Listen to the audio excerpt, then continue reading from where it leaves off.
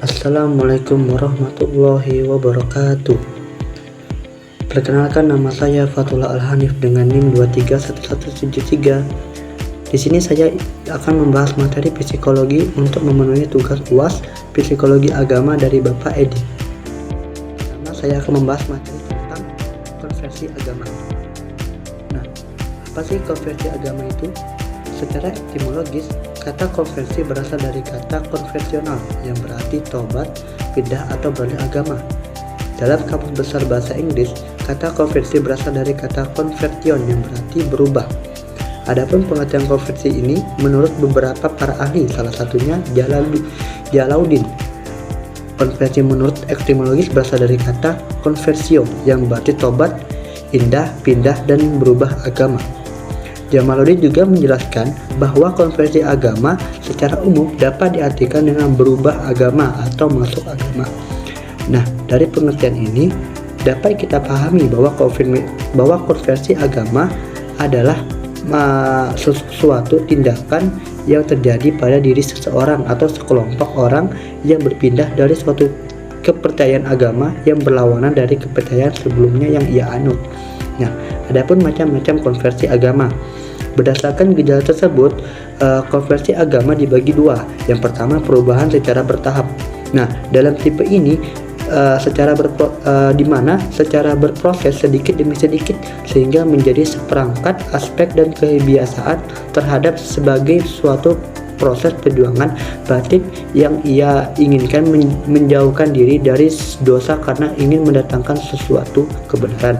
Nah, yang kedua ada perubahan drastis. Nah, perubahan drastis ini adalah terjadi secara mendadak.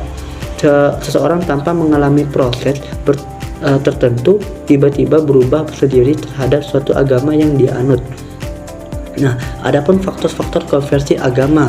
Nah, yang pertama petunjuk ilahi, yaitu pengaruh supranatural berperan secara dominan dalam proses terjadinya konversi agama pada diri seseorang ataupun kelompok. Nah, yang kedua itu ada pengaruh sosial. Yang ketiga ada faktor keluarga. Yang keempat ada faktor pendidikan. Yang kelima adalah faktor kemiskinan. Nah, proses terjadinya konversi agama dalam hal ini ada pendapat para ahli dari Zakiyah memberi pendapatnya tentang proses terjadinya konversi agama pada diri seseorang saat dipengaruhi oleh kejiwaan yang terjadi melalui 5 tahap. Yang pertama, masa tenang. Di saat itu kondisi jiwa seseorang berada dalam keadaan tenang karena masalah agama belum mempengaruhi sikapnya.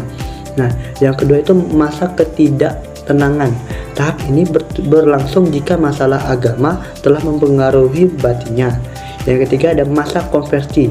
Tahap ketiga ini terjadi setelah konflik batin mengalami kerendahan karena kemantapan batin telah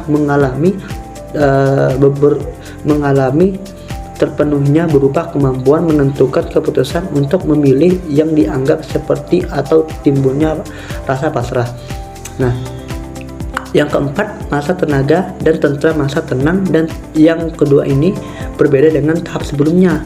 Jika tahap pertama keadaan itu dialami karena sikap acuh tak acuh, maka ketenangan dan ketentraman pada tahap ketiga ini ditimbulkan oleh kepuasan terhadap keputusan yang sudah diambil. Nah, yang terakhir adalah masa ekspresi konversi sebagai ungkapan dari sikap menerima terhadap konversi baru dari ajaran agama yang diyakini. Maka tidak tunduk dan sikap hidupnya diselaraskan dengan ajaran dan peraturan agama yang dipilihnya. Nah, lanjut di sini saya akan membahas materi yang kedua, yaitu psikologi agama. Nah, apa sih psikologi agama?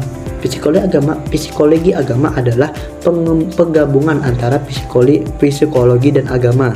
Nah, psikologi juga dikenal sebagai ilmu jiwa yang berasal dari kata Inggris yang berarti psikologi. Oleh karena itu, secara harfiah psikologi merujuk pada ilmu jiwa. Disiplin ilmu ini juga mengeksplorasi pengalaman dan perilaku yang dijalani oleh seseorang dengan mempertimbangkan perannya sebagai subjek fokus utama dalam memeriksa hubungan antara tindakan dan keadaan mental seseorang pada aspek psikis. Nah, karena itu psikologi adalah cabang yang mempelajari dan memperhatikan tindakan manusia dalam kerangka keyakinan agama yang dianut dan juga dalam kaitannya dengan kemajuan usai individu. Pendekatan psikologi digunakan untuk mempelajari perilaku keagamaan ini, sehingga analisis tersebut merupakan suatu studi empiris. Nah, adapun fungsi psikologi agama, yang pertama itu adalah pendidikan, di mana setiap individu yang mempraktikkan kepercayaan percaya bahwa doktrin keagamaan yang mereka anut berisi peraturan yang harus dipatuhi. Yang kedua, ada tiap penganut agama percaya bahwa agama serta pengajarannya memiliki peran penting sebagai penyelamat yang memberi rasa aman serta jaminan keselamatan di dunia dan akhirat. Nah, yang ketiga itu agama memiliki peran dalam membentuk norma sosial yang berlaku dalam kehidupan manusia melalui fungsi kontrol sosial. Nah, yang keempat ada transformatif. Ajaran agama muncul di tengah-tengah kehidupan manusia sebagai kekuatan positif untuk perubahan, mendorong peradaban yang lebih baik dan inklusif dalam menghadapi perubahan zaman. Nah, adapun sejarah perkembangan psikologi agama, adapun nama ilmuannya itu adalah Abdul Munin Al-Maliki. Menyatakan bahwa Frazee dan Taylor adalah orang pertama yang secara ilmiah mempelajari psikologi agama. Kedua tokoh ini memperbandingkan berbagai kepercayaan primitif dan menentukan kesamaan yang jelas antara bentuk-bentuk ibadat pada kepercayaan Nasrani dan kepercayaan primitif lainnya, seperti pengorbanan karena dosa warisan, pendekatan, harian kebangkitan, dan lain sebagainya. Nah, kemudian pada tahun 1899, Starbuck secara khusus melakukan penelitian dalam bukunya yang berjudul Psikologi Agama, Kajian Empiris Pertumbuhan Kesadaran Beragama. Melakukan penelitian dalam bukunya yang berjudul Kehidupan Rohania pada tahun 1990 dan Psikologi Agama pada tahun 1916. Dalam karyanya lebih menekankan perkembangan agama pada remaja daripada konversi. Salah satu pembahasan Chow yang penting adalah bahwa konflik agama bisa saja terjadi, namun sebenarnya merupakan bagian dari perkembangan agama yang normal dan tepat. Pada akhirnya muncullah pada tahun sekitar 1976-an penelitian tentang psikologi agama muncul di Indonesia.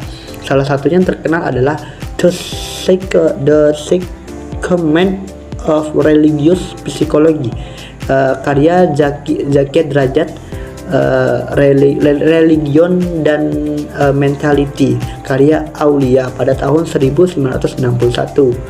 Nah, di sini saya lanjut materi yang ketiga, yang dimana judul materi ketiga ini adalah perkembangan jiwa keagamaan pada anak-anak. Nah, perkembangan jiwa pada anak-anak ini secara sistem penciptaan terbaik oleh Tuhan Yang Maha Esa. Ia memiliki potensi atau kemampuan bahwa yang bersifat laten. Potensi bahwasannya ini memerlukan pengembangan melalui bimbingan dan pemeliharaan yang mantap, terutama pada masa kanak-kanak. Pengembangan spiritual pada anak hampir seluruhnya dipengaruhi oleh perkembangannya pada diri sendiri mereka melalui pengaruh dan luar diri mereka. Tahap-tahap perkembangan anak juga dijelaskan bahwa masa kanak-kanak merujuk pada periode sebelum mencapai usia 12 tahun. Mengikuti klasifikasi yang diusulkan oleh Elizabeth, masa ini terjadi mengikuti 3 tahap, yaitu masa vital, yang kedua masa persekolahan, dan yang ketiga masa sekolah dasar. Nah, pertumbuhan spiritual pada anak-anak pada umumnya dimulai dari tahap awal. Namun sebenarnya sejak seorang anak masih dalam kandungan, dalam masa prenatal dan bahkan masa bayi, ia telah mendapatkan pengajaran agama. meskipun pada saat itu pengajaran agama tidak dapat diberikan langsung. Misalnya ketika masih dalam kandungan, seorang janin hanya dapat merasakan rangsangan atau respon dari ibunya, seperti ketika ibunya sedang menjalankan ibadah atau menaati perintah agama lainnya. Hal yang sama juga berlaku ketika bayi lahir, ia hanya merasakan rangsangan dari lingkungan sekitar seperti saat diazankan. Oleh karena itu, dapat disimpulkan bahwa masa anakan bukanlah masa awal dan mendapatkan pendidikan agama. Nah, sekian penjelasan materi dari saya mengenai materi psikologi agama yang diampu oleh Bapak dosen Pak Edi. Apabila ada kekurangan atau kesalahan dalam saya menyampaikan materi, saya mohon maaf. Kepada Allah saya mohon ampun. Wabillahi taufiq wal hidayah. Wassalamualaikum warahmatullahi wabarakatuh.